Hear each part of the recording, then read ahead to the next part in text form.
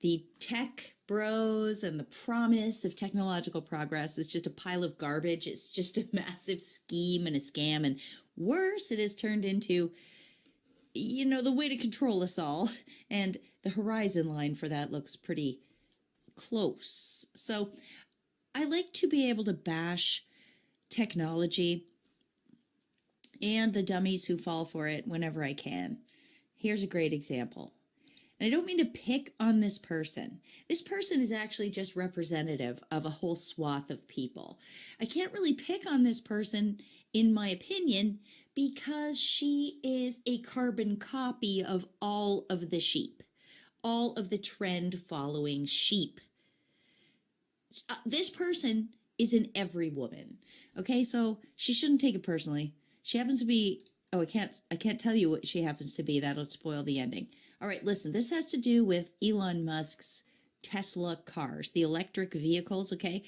I think she probably has this one, a 2022. And look at the price of these things, $60,000 to $82,000. She might have got it secondhand, so I don't know. But anyway, the big deal is we had really terrible weather leading up to Christmas this year, and this woman was heading out 11:58 a.m. December 23rd, as you can see down here on the date stamp of her tweet. And she's put a little video. I'm not going to bother to play it. It's got no words or anything. She just shows over and over how the thumbprint entry onto this vehicle will not work in the cold. She tries it a whole bunch of times.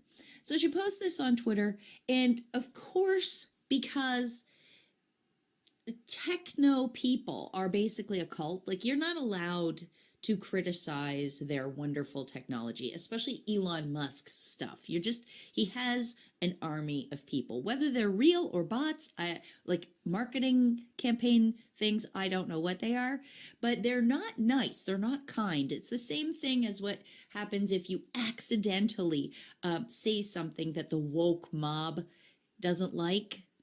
If they misinterpret it or you question their dogmas in any way, they come swarming down and insult you and like pepper you with harassment until you relent and recant or delete your tweet or whatever, commit suicide. I shouldn't laugh because that does happen in some cases. This woman took it, on the surface, she took it really well, but you could tell it was bothering her because of a couple tweets she made about, wow, I can't believe how much this tweet blew up. Everyone, be kind, she's saying. Because she got jumped on just because she showed a flaw with the precious electric vehicle technology. Way later in the day, so remember this one was 11:58 a.m. It is now 11:48 p.m., as you can see down there on the bottom, and she says, I've done it. Just needed an app update and to walk through Twitter fire, but more W's, wins, I guess, from here on out. Though I'm still thinking about heated door handles and a charging port, she says. All of that to get into her super expensive car, which is supposed to save everyone money and save the planet, right? That's the idea behind these things. That's the sales pitch behind these things, that eventually you're going to save so much money. Gas is so expensive that an electric vehicle will make sense. And as more infrastructure is built and everybody gets one, it's going to save the planet. That's the sales pitch for these things, because electricity somehow comes from, magic unicorns and not from fossil fuels at the generating station or something like that. Whatever. It was funny. It took her, what does that add up to? 11:58 to 11:40, like almost a solid 12 hours to get into this car. Now I just want to show you a smattering of the replies she got to this tweet and what she said in return, and make some comments. All right, one person says, there's literally a defrost car feature. And she says, I used it. I just needed to use it for longer. First Tesla winter, learning a lot. Absolutely love the car, don't get me wrong, she says. You see how you have to do that? You have to learn your place in the pecking order and apologize profusely if you come close to criticizing it.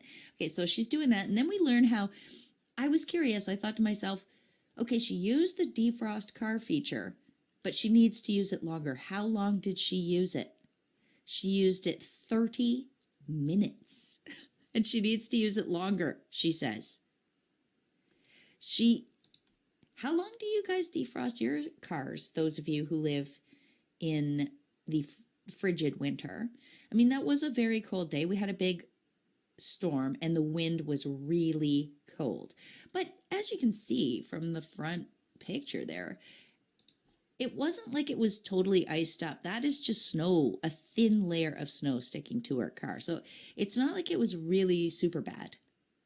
Anyway, so this car that's supposed to save the environment has to be warmed up for longer than 30 minutes. And you probably need a car cover. And you probably need heated ports or whatever she said there that she was considering buying. So how much money do you have to spend on this car just to make it work like a normal car would work? Let's look at some more comments. 2 words, car cover, says Kelly Goodman, PhD. Oh, well, she's a PhD, so totally. She's obviously way smarter than the rest of us, so listen to her. Rachel Modestino. So when you pay that much for a car, Kelly says, spend $100 to protect it from the elements. It's not just the paying, though, for the car cover. It's also the nightmare of getting it on and off every day, possibly multiple times. And where do you put it? If you have a car cover that's covered in snow, much more snow than that, say like there's just snow stuck all to it, you put it in the back seat of your car. If you don't have a garage, you put it in your living room. I don't know. It's inconvenient. And I argue the exact opposite. If you pay that much for a car, you shouldn't need a car cover. Anyways, Rachel Modestino, locked out of her car, says, I heard Santa's bringing me one this weekend. So I hope she got one.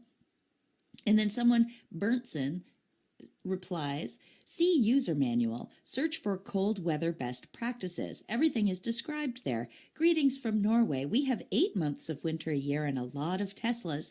Joke's on her. If you look it up, I believe they made a special type of car, Tesla, for Norway to test it in winter. Well, I don't know if she got that medal or not, but that might explain it. And like Rachel says here, will do, I'll read that manual on Christmas weekend. How fun is that? And GV Rome comments to her, okay, we get it, Karen. See, complaining about a legit flaw in service or product, these days, if it comes from one of the woke companies, you're a Karen. That's an insult. And G. Quattroni says, if you buy a Tesla, you should have a garage. Okay. How many they should actually have an application process to buy a Tesla and approve you, social credit style, and also to see if you can support the needed infrastructure to own this car, I guess. Is that what's going on here? And Rachel Modestino replies, prioritized getting off gas to afford one, a garage, because houses in Toronto are extremely expensive. If you've never done it and you don't live anywhere near it, if you live outside of Canada, go look at what house prices are in Toronto and see what you get for that money. It's unbelievable. So this woman lives in Toronto, can't afford a house with a garage for her Tesla.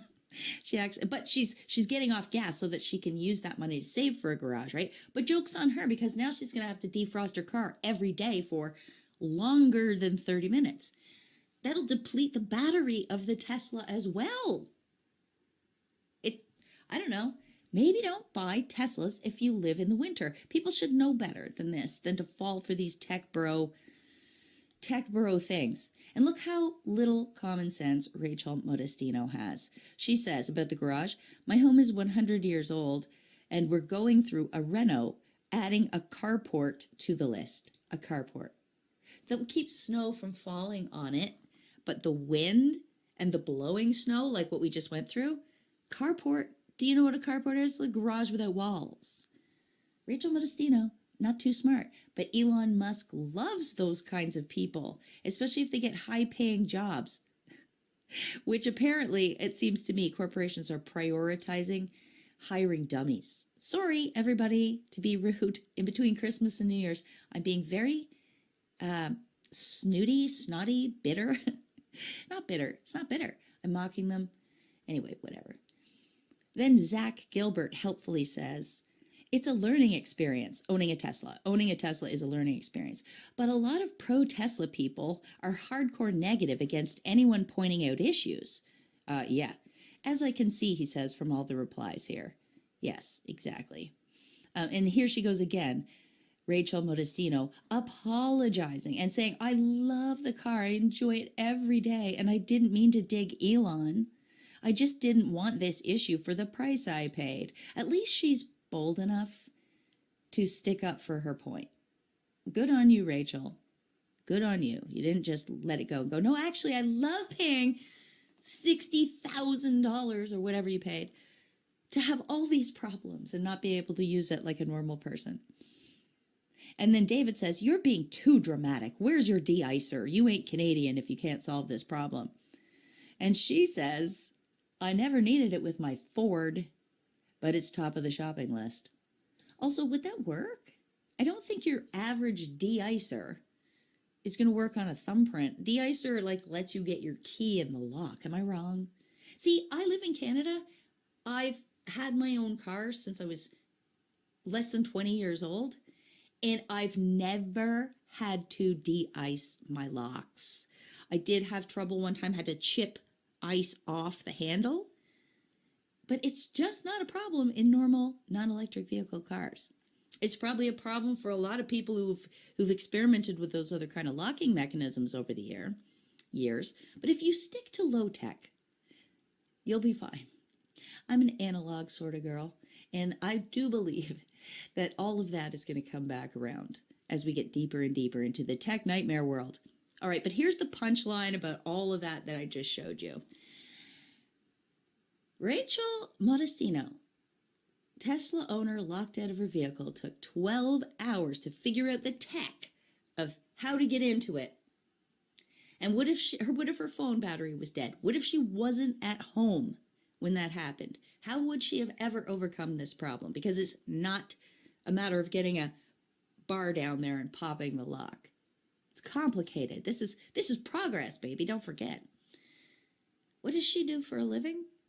Why, she is a meteorologist. It cracks me up because weather people, meteorologists, they are kind of a priest class for the climate change cult. So she actually got locked out of her car because she fell for the programming that she herself is giving to people. And it was all because of weather. Ah, what a beautiful little twist of fate that was.